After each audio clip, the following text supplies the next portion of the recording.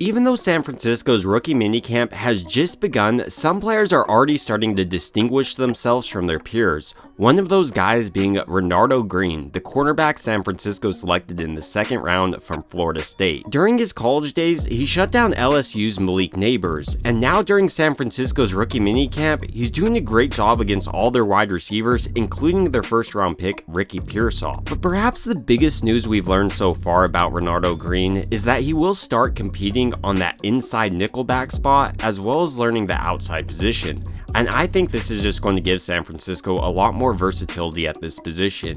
If they believe that let's say Lenoir is a little bit better in the slot, they could put him in there and then put Green on the outside. Or let's say Green does pick up this nickelback spot well, then he could be the starting nickel and then keep Lenoir on the outside. But does the outside cornerback from Florida State actually have the versatility to start on the inside? We're about to dive into that. Green is pretty prototypical for a cornerback size-wise, coming in at 6 foot, weighing 190 pounds, but his 40-yard dash was a little bit slower, running it in 4.49. We were first introduced to Renardo Green at Waukeva High School, where he was ranked as a 3-star recruit according to 24/7 Sports. And initially, he had offers from the likes of Ohio State, Boston College, Cincinnati, and Florida State.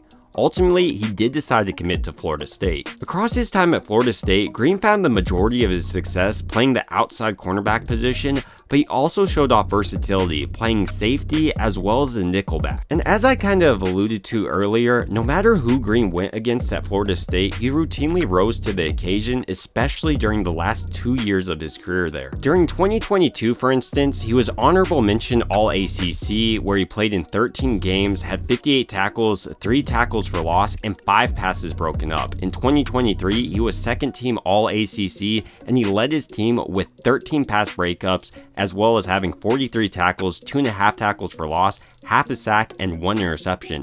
And this is what you saw over Renardo Green across his entire career at Florida State. A player who had the ability to take to strong coaching and improve not just statistically, but overall as a player year over year. But to really see if Renardo Green offers a solution to San Francisco's cornerback dilemma, we need to go over his strengths as well as his weaknesses and how he can take the next step at the next level. Perhaps Green's biggest strength is his aggression, both in the run game and pass game. In pass coverage, for instance, he does an excellent job in press man coverage, and meanwhile in the run game, he delivers some of the most brutal blows I've seen out of a cornerback this year. In addition to that, when you're watching Green's change of direction on whip routes or double moves, he does a great job of staying on top of the wide receiver, which should transfer over nicely to the nickelback position he's learning now. And when you're thinking about a lot of the guys he'll have to go against, like Puka Nacua, they're not necessarily burners, but they do have that quick acceleration that a corner needs to keep up with. Green, in my opinion, can do that. Green's ability to not just stay aggressive against the run, but make sure tackles against the run also bodes well for him having success at the nickelback position. But where Green may struggle is if he gets lined up against a speedster in the slot, like let's say Tyreek Hill. He'll definitely need help over the top. He only runs his 40-yard dash in 4.49 seconds. Perhaps the biggest determinant of Renardo's success at the NFL level, though, has to be his ability to graduate from his way he played in college to the NFL playing style.